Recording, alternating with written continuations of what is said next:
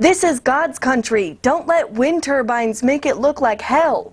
These signs are all over Packer Township, where a proposed 80-megawatt wind farm with 21 turbines could be built by 2020.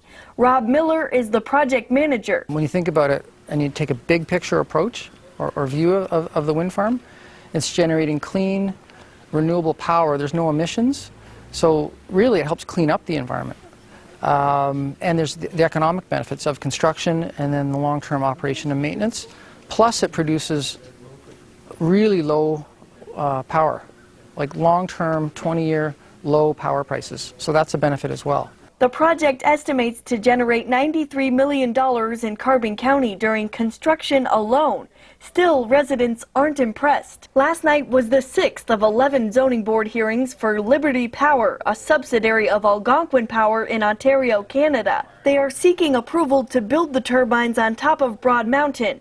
Most of the turbines would be 656 feet tall to the top of the blades. The utility operates 11 wind turbine facilities in North America, including one near Pittsburgh. The turbines proposed in Carbon County would be the company's tallest. Consider that big of a difference from what you've been using. Don't you think this is somewhat experimental? There's a huge sense of unknown.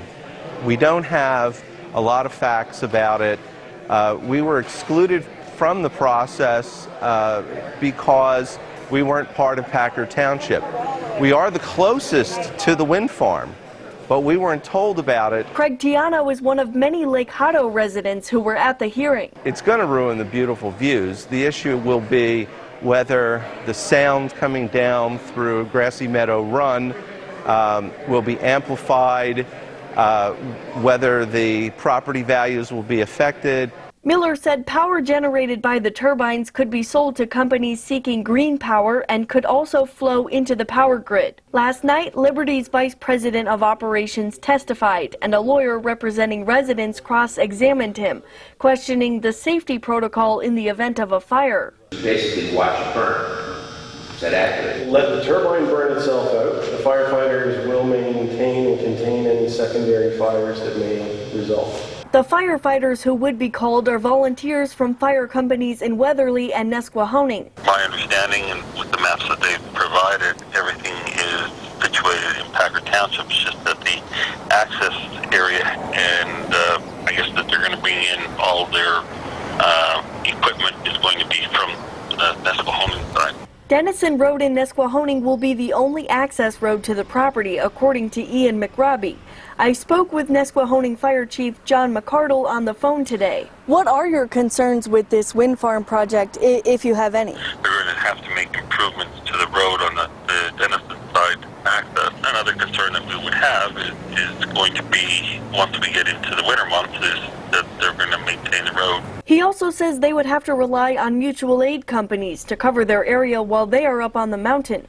Although this project would be in Packer Township and Nesquehoning, Weatherly Mayor Tom Connors says this is just as much an issue in this borough, especially as their volunteers would be called to fight those fires.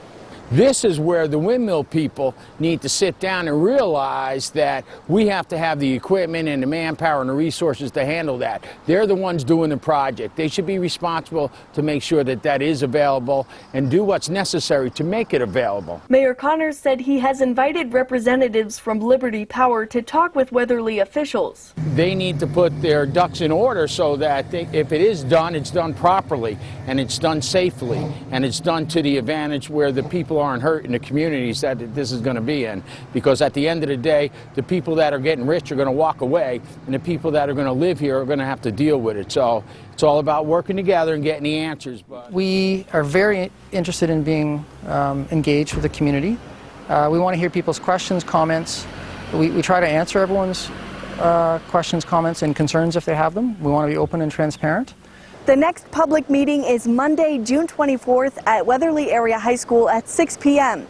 More information can be found on our website, pbs39.org. Reporting in Carbon County, I'm Haley O'Brien, PBS 39 News Tonight.